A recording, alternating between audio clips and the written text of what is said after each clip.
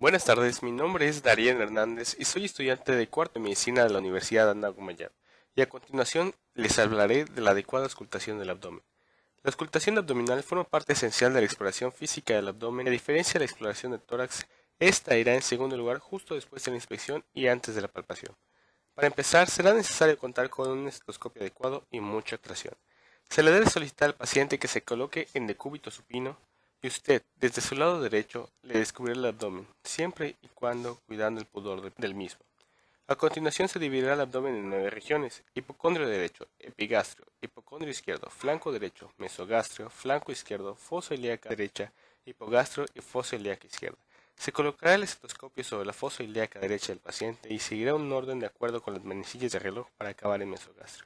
Lo que se espera encontrar en la auscultación es la presencia de la peristalsis intestinal, la cual se define como el movimiento de contracción progresivo y secuencial que desarrollan las vísceras del tracto digestivo con el objetivo de movilizar los alimentos. Se espera encontrar una frecuencia promedio de 2 a 8 ruidos peristálticos por minuto.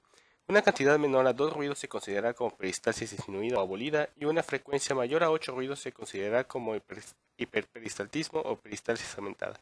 Hay que tomar en cuenta que habrán diferentes cambios de intensidad en los ruidos peristálticos a medida que uno cambia de región anatómica debido a las diferentes estructuras que en dichas zonas acompañan a los intestinos. Siempre se espera una mayor intensidad en las áreas del epigastrio y mesogastrio, la fosa ilíaca derecha y flanco derecho, disminuyendo gradualmente hacia el hipocondrio derecho debido a la presencia de hígado, dado que se sobrepone normalmente a las asas intestinales. Lo mismo sucede en el hipocondrio izquierdo y a veces en el flanco izquierdo, por la presencia del vaso. La zona en la cual se espera que esté más disminuido el sonido peristáltico es en la zona de la fosa ilíaca izquierda e hipogastrio, debido a que es la zona donde se acumula materia fecal y esto no permite la misma capacidad de contracción intestinal que en las zonas anteriores.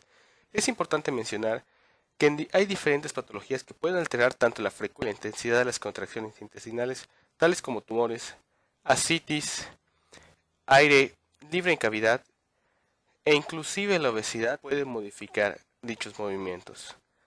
Por lo tanto, es de crucial importancia tener un buen entrenamiento y mucha concentración en el momento de escultar, ya que podría identificar patologías importantes que de ser descubiertas prontamente pueden salvar la vida a su paciente.